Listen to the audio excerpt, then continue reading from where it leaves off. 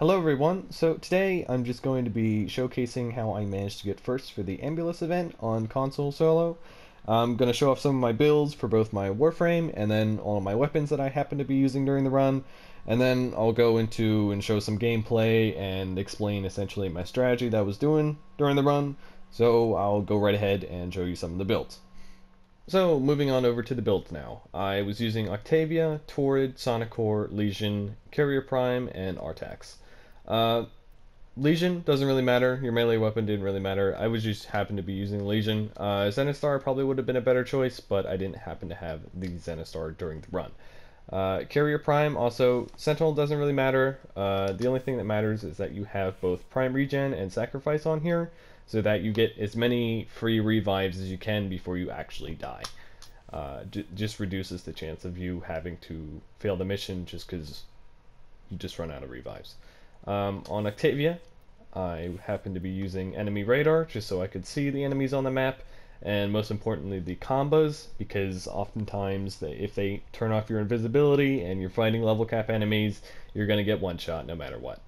I happen to have Power Drift on there, Transient Fortitude, and Intensify for more strength, just to increase the damage from Mallet and Amp. Amp's bonus. I was using Stretch just to counteract the range minimization from what's it called? Narrow-minded. Needed the duration from narrow-minded, prime continuity, and constitution on there, just so that I could reduce my overall energy usage, and just increase my invisibility so as long as possible, so I didn't have to keep recasting it. And Mallet and Amp, obviously, it helps there too. And then we had Streamline on there just for a little bit more efficiency. I had Vitality just to try to stop me from getting one shot. Not so much from the enemies, because once they get to the level cap, obviously Vitality isn't going to help you. But Ambulas, since he scales linearly as opposed to exponentially, like all the other enemies in Interception, I was actually able to sometimes save myself by using Vitality as opposed to like another strength mod or duration mod or whatever you wanted to put on there.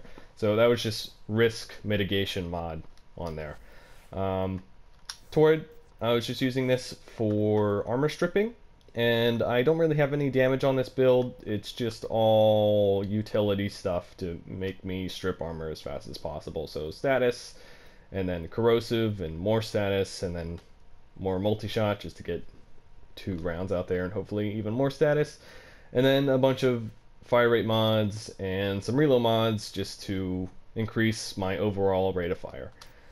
And for the Sonicore, I was using essentially a build that knocks the enemies up into the air as high as possible, and hopefully either they die or I just knock them off the consoles when they happen to be capturing a point in Interception.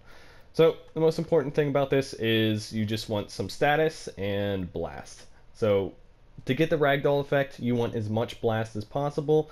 I mean, well, you just want blast. You don't necessarily have to increase the blast damage. As you can see here, I only have 68 blast damage, and that's okay. You just want the ragdoll. And I also happen to be using suppress on there, just so that the enemies didn't hear me when I happen to be shooting the Sonicore. That's another thing that you should have on there. And I believe for the run, I was actually also using Hush on my Torrid, but this happens to be just my general build. But either or, just so the enemies don't hear you, and sometimes they'll randomly shoot over at your direction, and you really don't want that to happen, because you're going to get one shot pretty much once they get really high level. Okay, moving on over to the gameplay now. As you can see, I am at round 77, just moving on to round 78.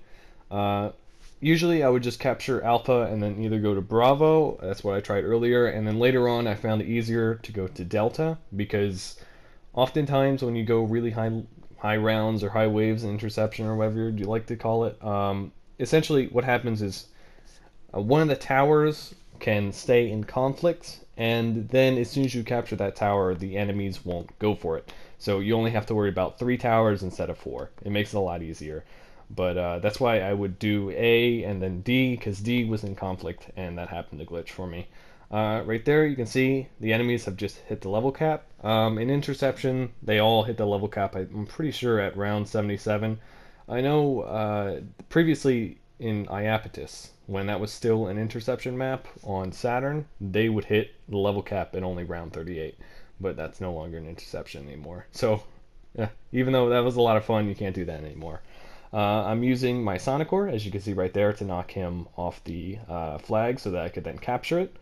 But Sonicore, a great thing about that, as you can see him right there, he actually just died from that, and that's the ragdoll effect. And if enemies are ragdolled anywhere between 8 to 10 seconds, I believe the game will just automatically kill them.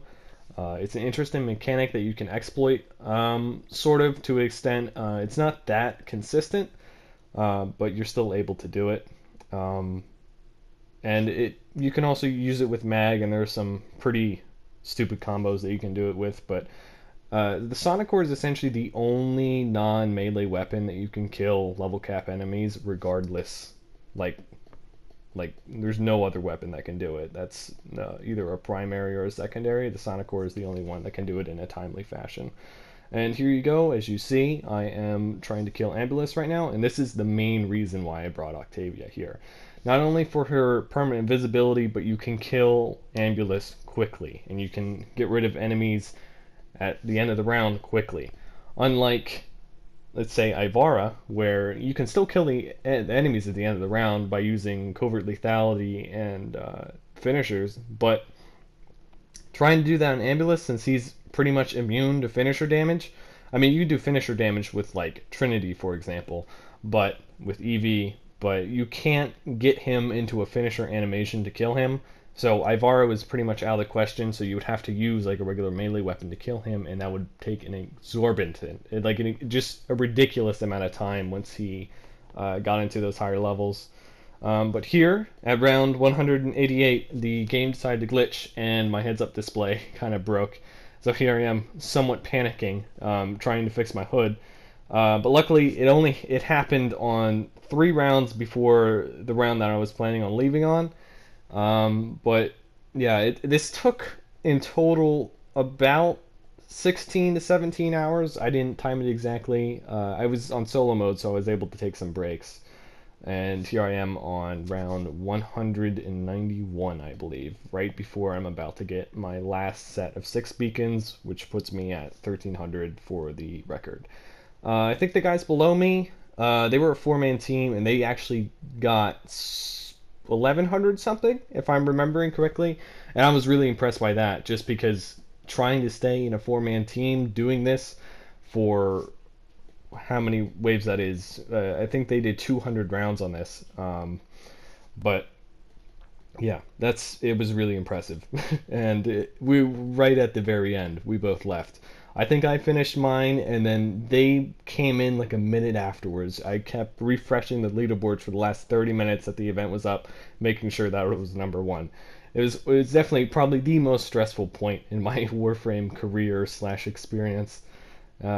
Here you can see I'll just leave you with the last wave or so, round or so of the Interception, just to see what I do. Unfortunately, you can't really see the enemy levels or the damage numbers, but they're pretty much exactly the same as they were 110 rounds ago at round 77 or whatever, 78. Just because once they hit level cap, they don't keep leveling up, and so their damage doesn't keep increasing. But as always, I would like to thank you for watching the video. I hope you enjoyed it, and hopefully I will see you in the next one.